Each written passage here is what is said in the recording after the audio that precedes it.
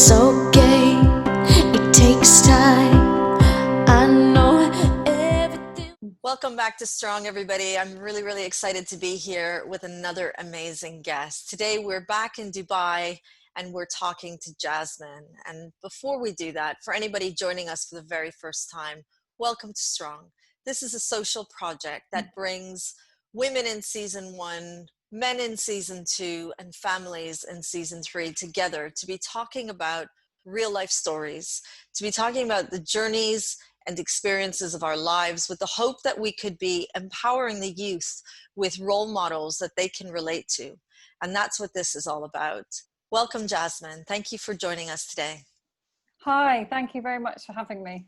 It's Very so great. happy to be here. It's so great to have you here, and I'm so excited to be meeting you for the very first time and having the opportunity to stroll down memory lane with you and visit different parts of your life and share this with our audience. So thank you very much for being with us today. So today brings Jasmine to our platform, and I'm always really interested in understanding why my guests want to be part of Strong. What brought you to our journey? What brought you to this tribe?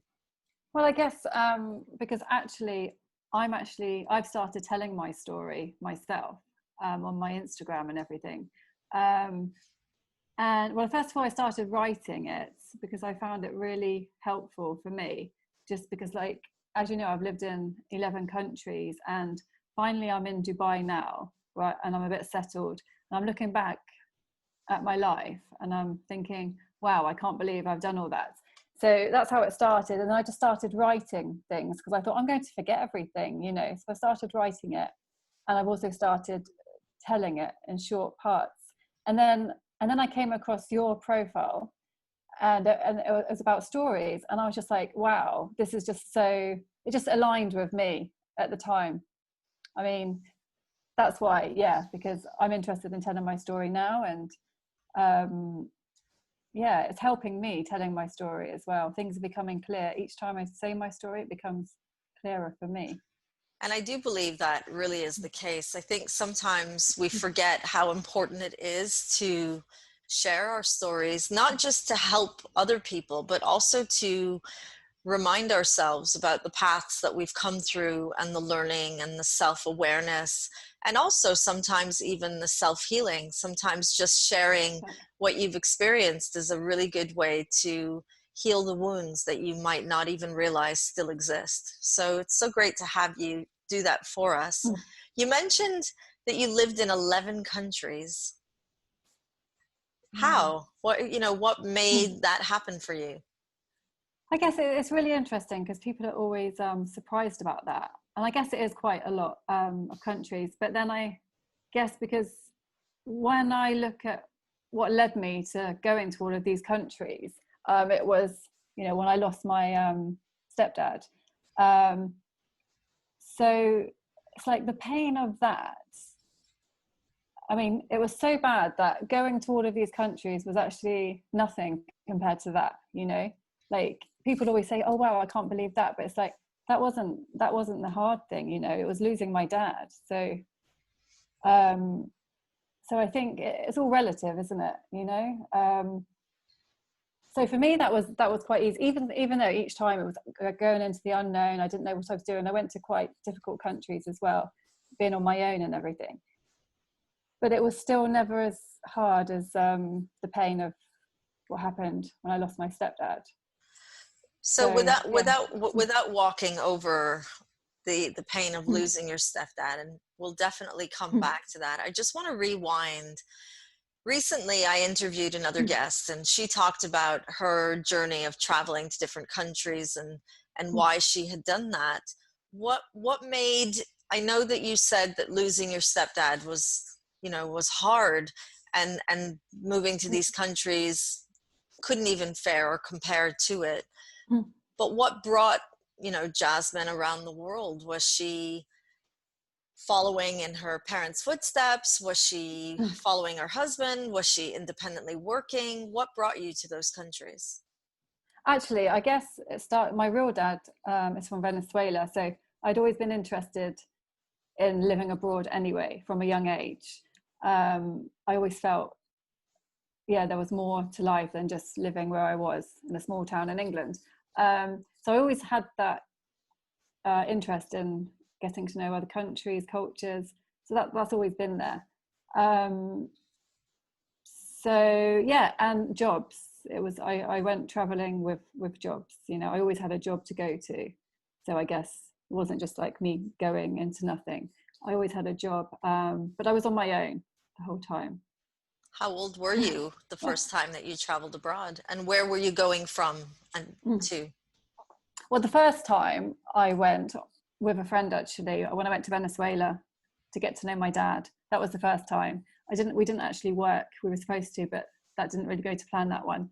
But and then I guess the first time I was probably about 20 or something, 21.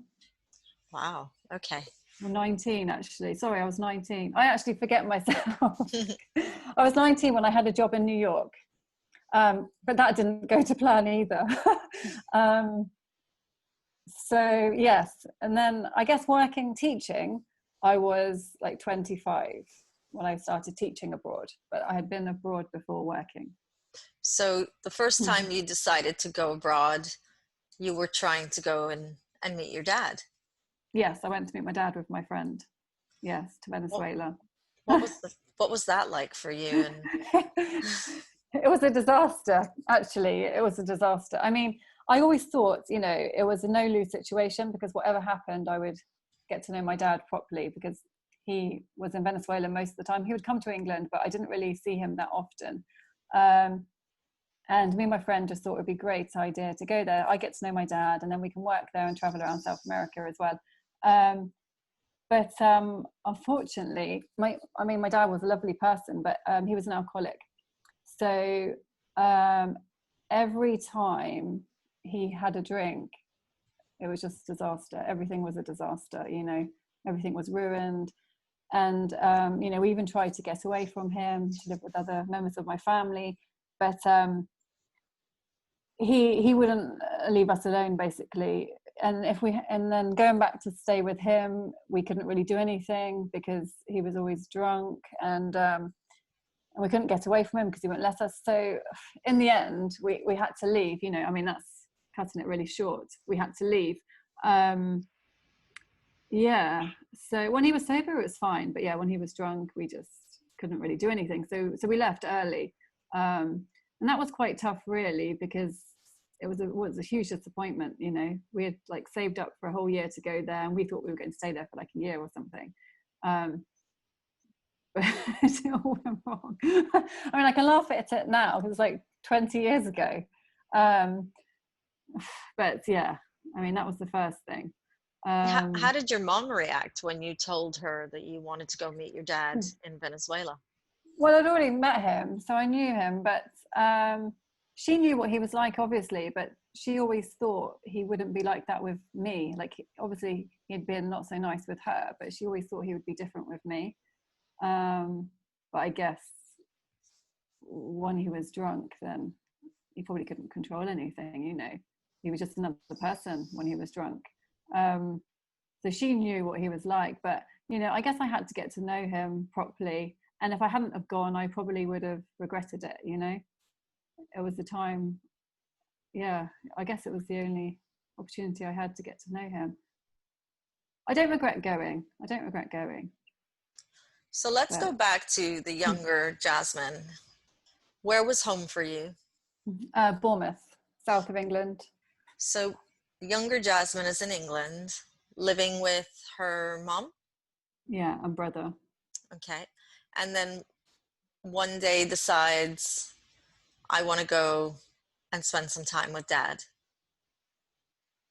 Yeah, well, I guess I'd always thought about it, you know, growing up in Bournemouth, because he was from Venezuela, I always thought, oh, one day I'll go there and spend some time there, you know, because he used to always tell me, oh, it's beautiful. And actually, I did go there quite a few times with my mum to see him. Yeah, so it was always like, okay, when I'm old enough, I'm going to go, that kind of thing. So I think what I'm trying to understand is what was the drive, what was the desire that you were looking for that made you leave the UK, go to Venezuela, knowing that your father was an alcoholic? I guess an adventure, maybe an adventure with my friend, getting to know my dad, the sun. Coming from England, we love the sun. Yeah, I think it was an adventure, and traveling. Like, I always loved traveling, you know. As a child, we went abroad quite a lot. I just love traveling. How old were you when they were no longer together? Well, my real dad, I was 2 when they got divorced, so I didn't really. He would come to England quite often because he had another son after me. I've got another younger brother. Yeah, so he would come quite often to England, so I would see him, and he was always phoning me. So I had that kind of relationship with him. My mum was on her own quite a lot of the time, and then she met my stepdad.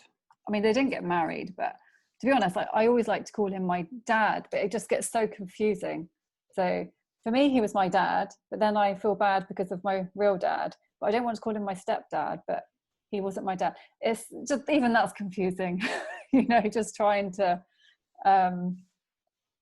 he was my dad, really. But then it's very complicated. And I think that's really interesting as well, because, you know, is blood stronger than, you know, well, we have a saying, you know, blood is thicker than water. And is it really when you're a child that grew up with her biological father not being present, and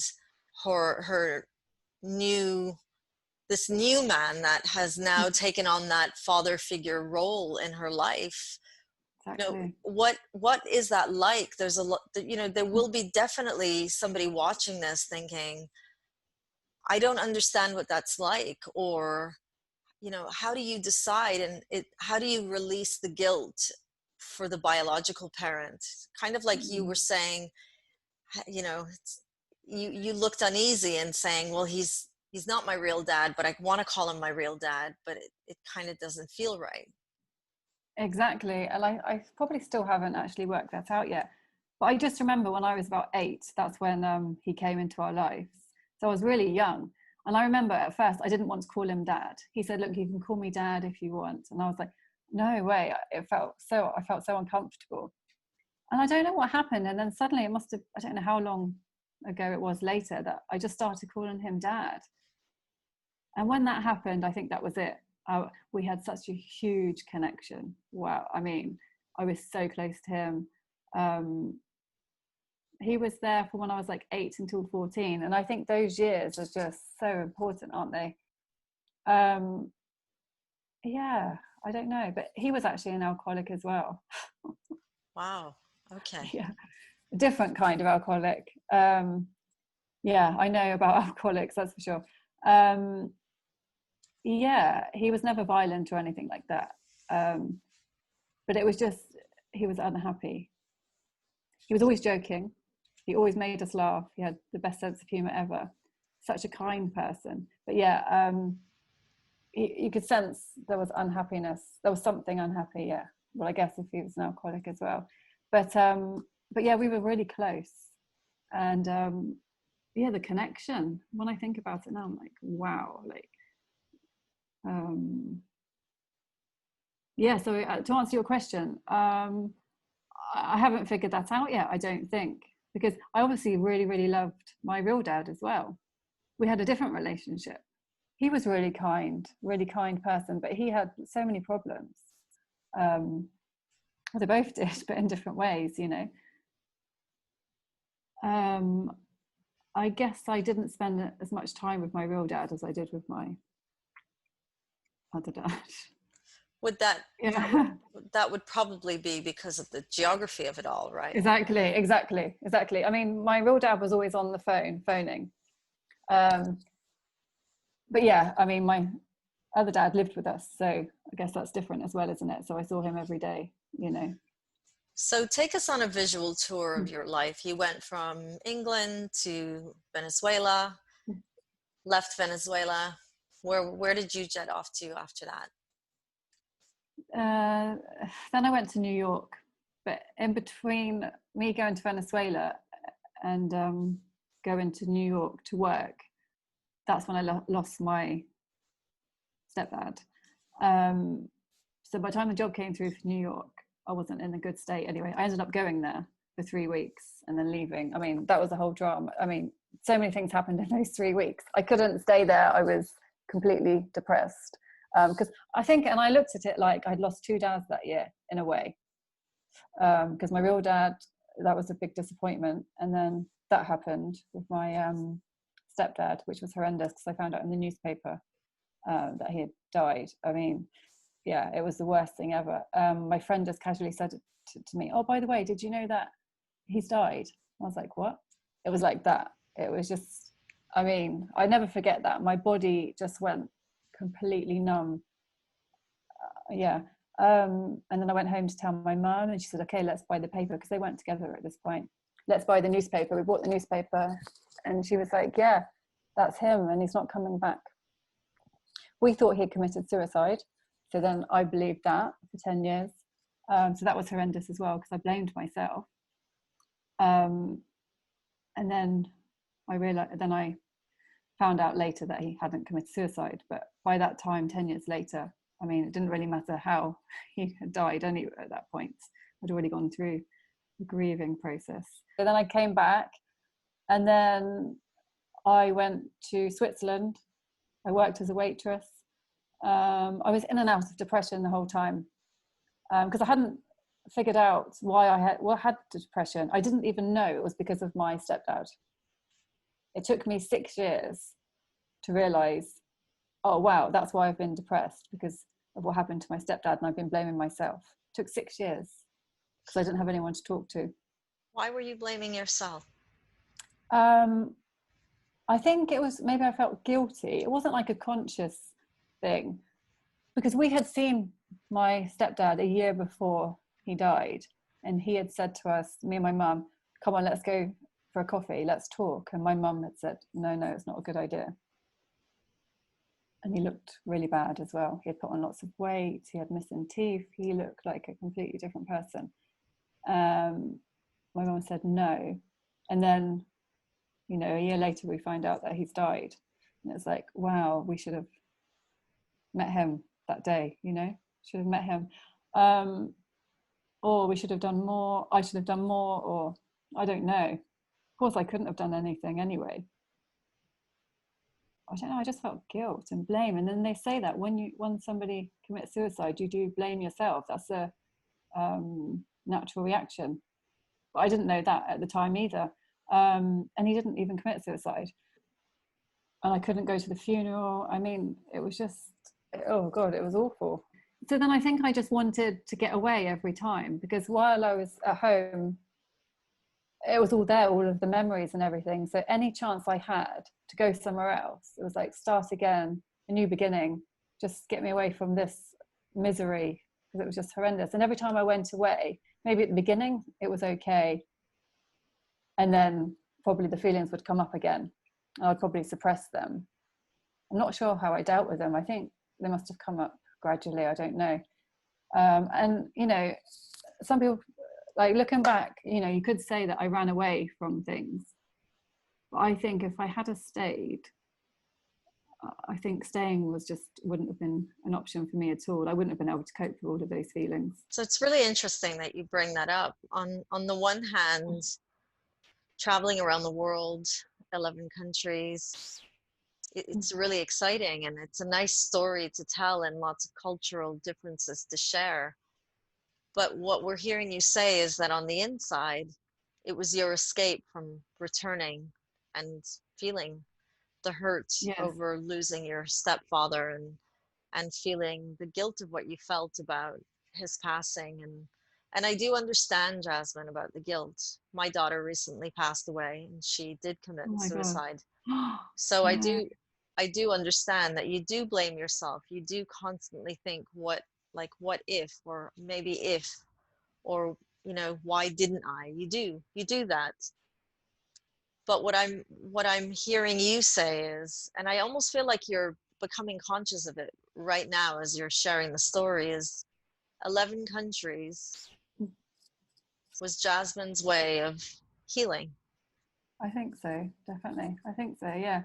I mean, obviously, towards the end, it was different, I guess.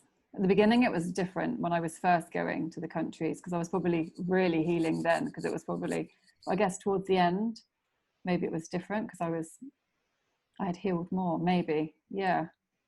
But I guess the good thing is, when I went to all of these countries, I made real connections with people because of the way I was feeling and everything. It was real friends that I met, you know?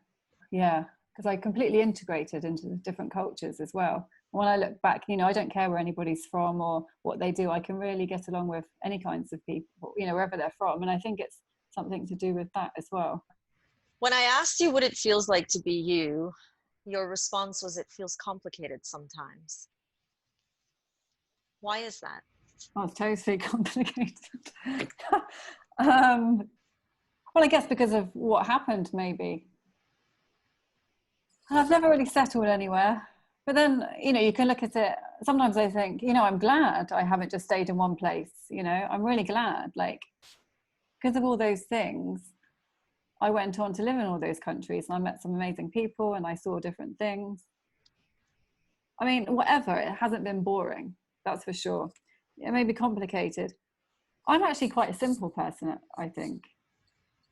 My life has been complicated. I think I'm quite simple. Like, I don't need a lot to be happy. How far have you come since that 19-year-old Jasmine?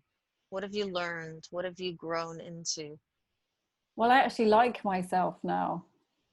You know, I mean, that's taken years and years, you know, because even when I wasn't blaming myself, I was saying horrible things to myself, you know. It's only now that I'm starting to think I'm okay, actually. I'm okay, you know.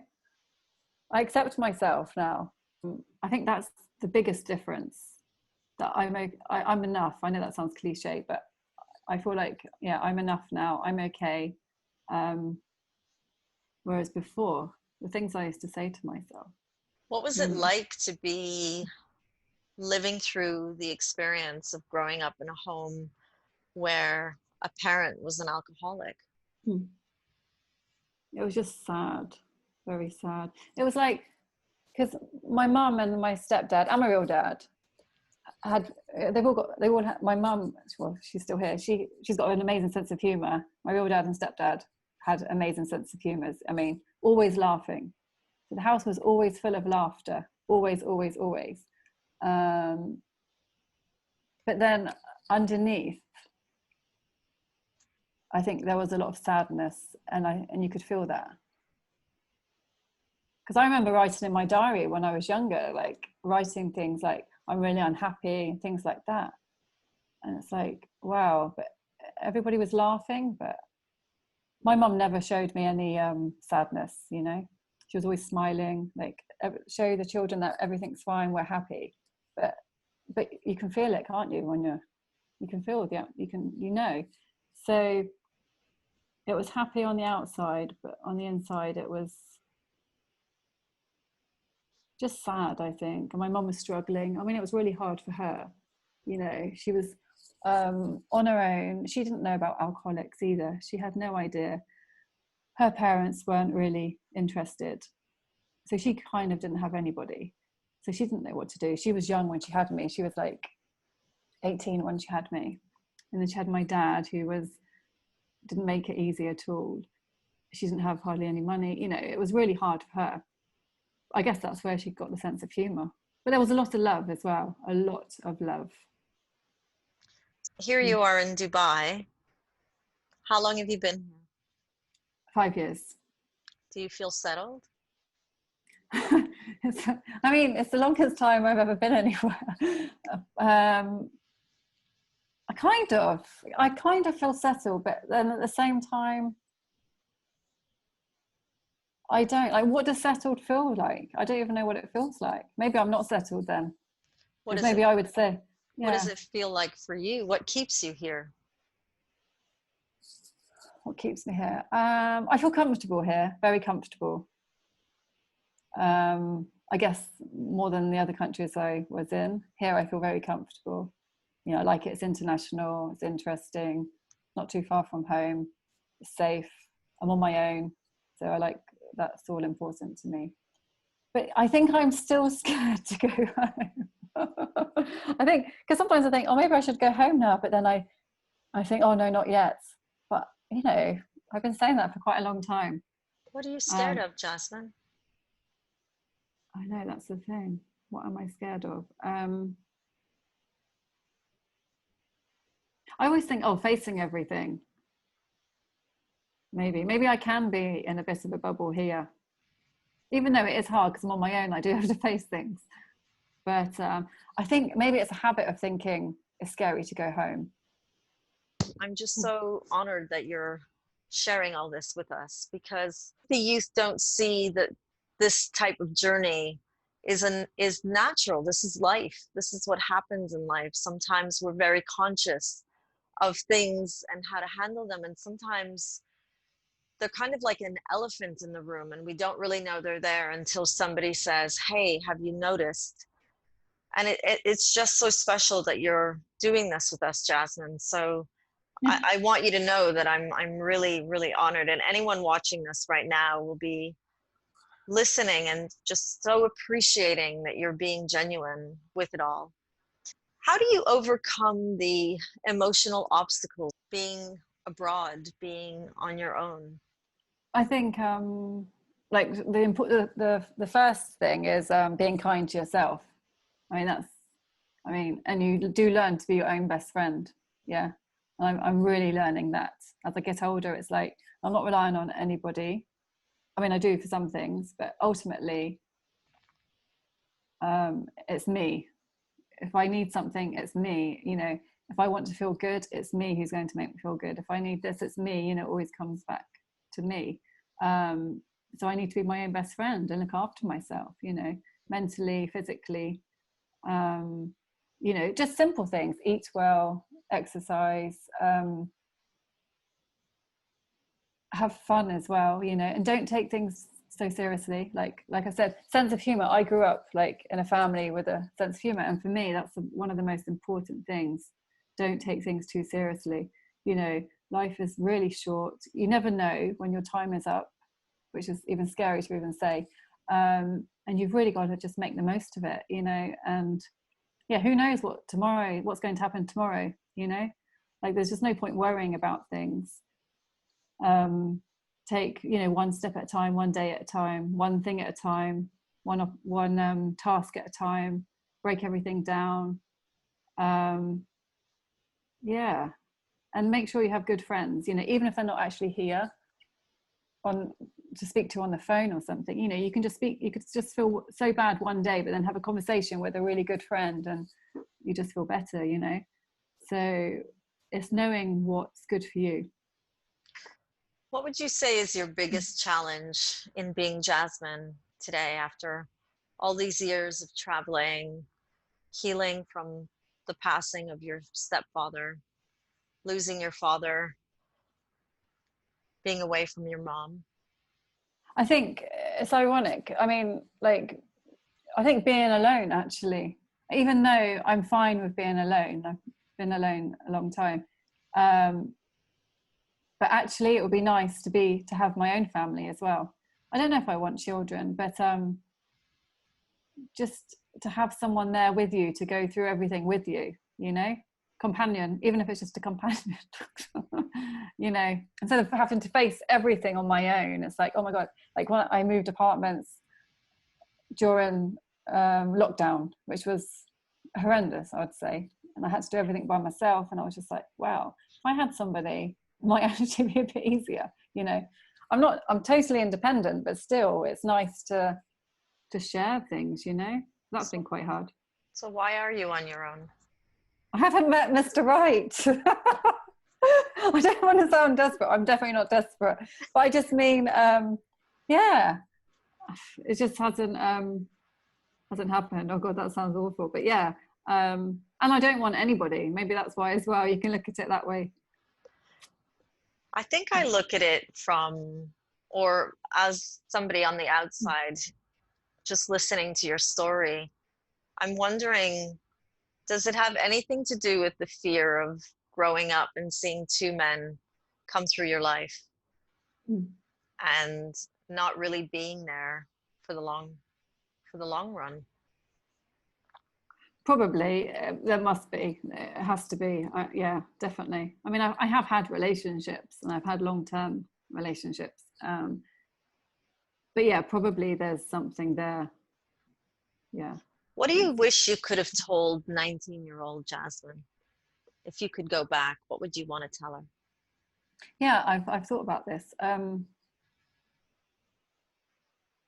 And the most important thing would be, like, it's not your fault.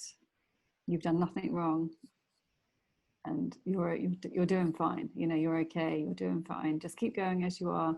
That would be it, really. I think that would have changed a lot of things, just knowing that. What was 19-year-old Jasmine blaming herself for? Not being able to help my mum, her situation.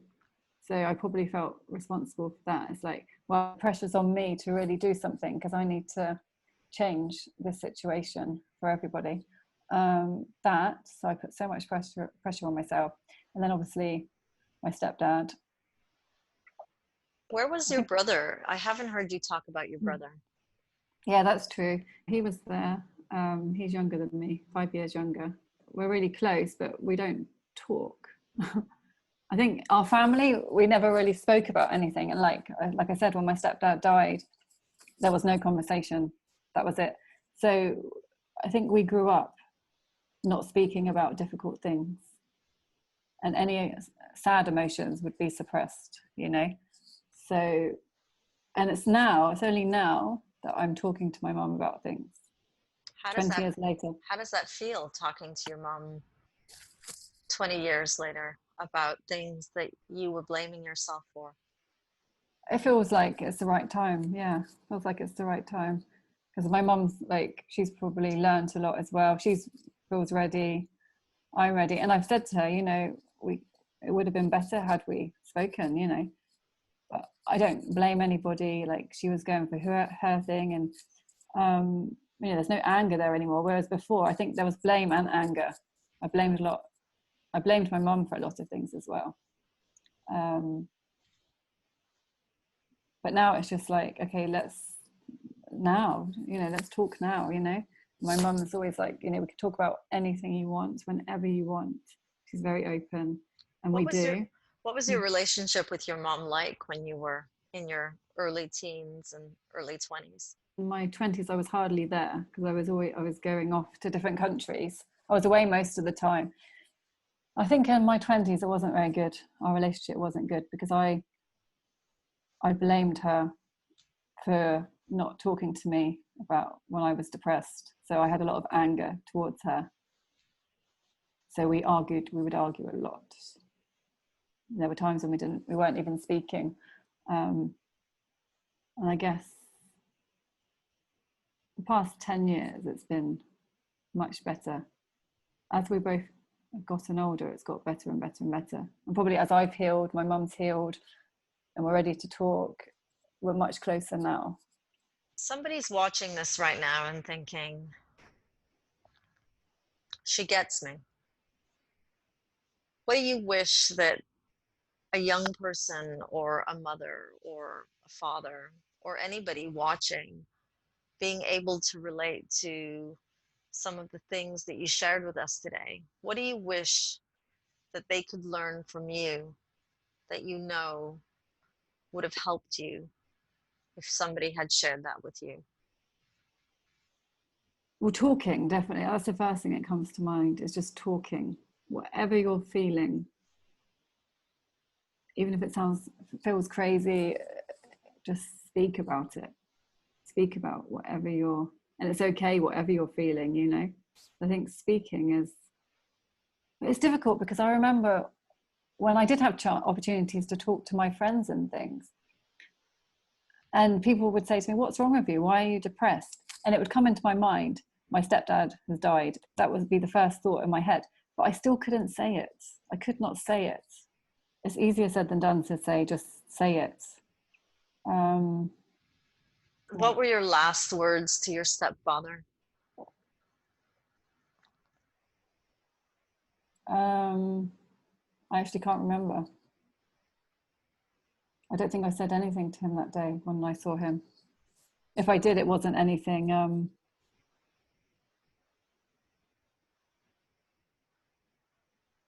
When you replay that day in your mind, because we always replay those last moments.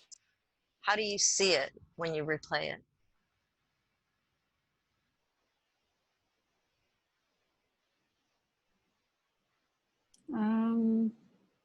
It's funny because I don't know if I've got a lot of emotion attached to that day, because it wasn't like a huge day actually. There was more days that had much more emotional attachment than that day. I just feel maybe guilty or sad because he just looked awful. But yeah, I don't know. I had other moments with him that were more emotional, you know.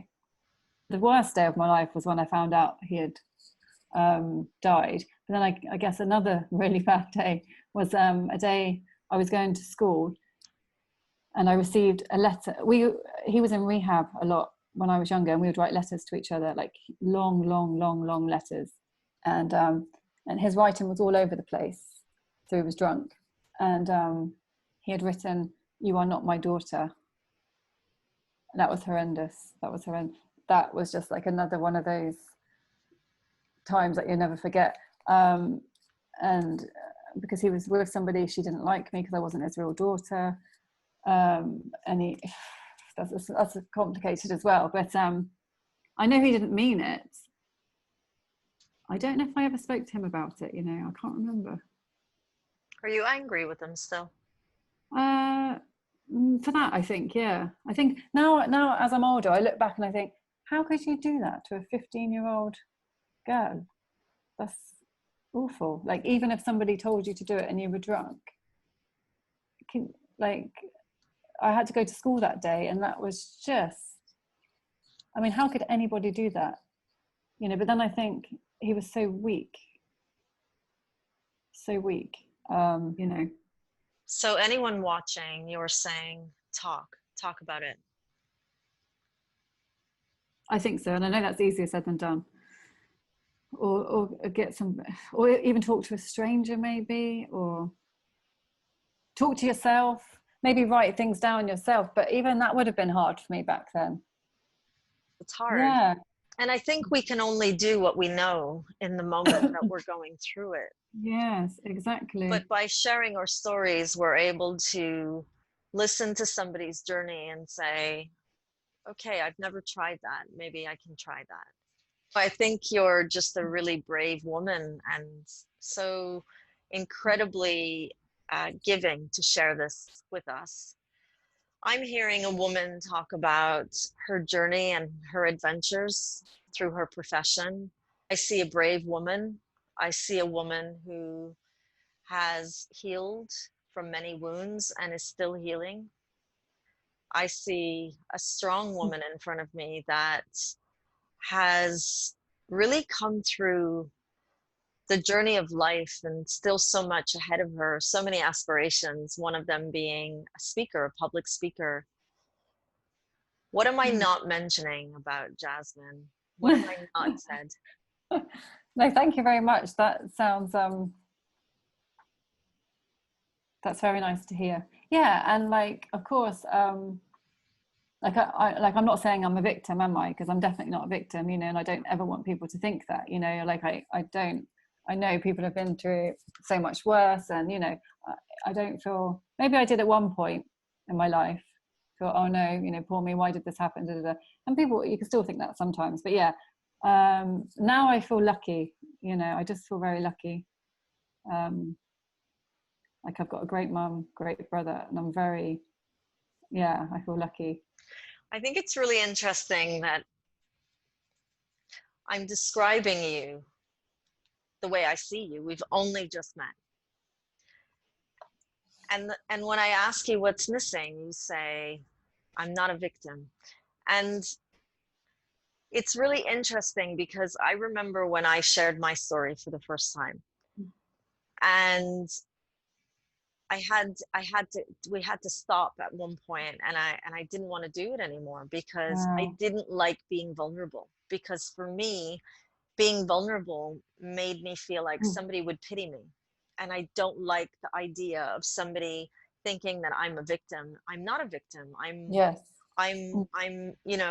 dealing with what has happened in the best possible way that I can. And I think sometimes, individuals that are so used to moving ahead through challenging times, and one of the strategies, and I feel that it might have been a strategy that you used, and only from the way that you've described, I don't know, and I might be wrong, and please do say if I am, but this idea of, and I heard you say it, if I need something, I have to do it for myself.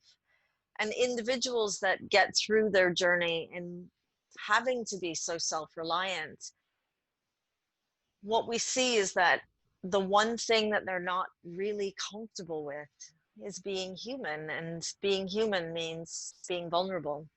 And it doesn't mean that we're victims, and it doesn't mean that we're not capable of achieving.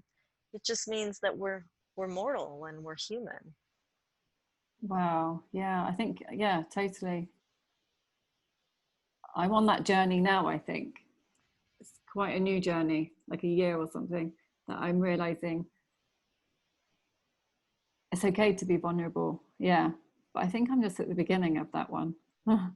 And exposing myself. And yeah, like today, I am being real and I am being vulnerable. And yeah. And that's I think that's a big step for me as well. Because I've just realized, telling my story is healing, and but it's still new, it's very, very new. So I guess I didn't think about it like that, about being human. Jasmine, you're inspiring. You really are.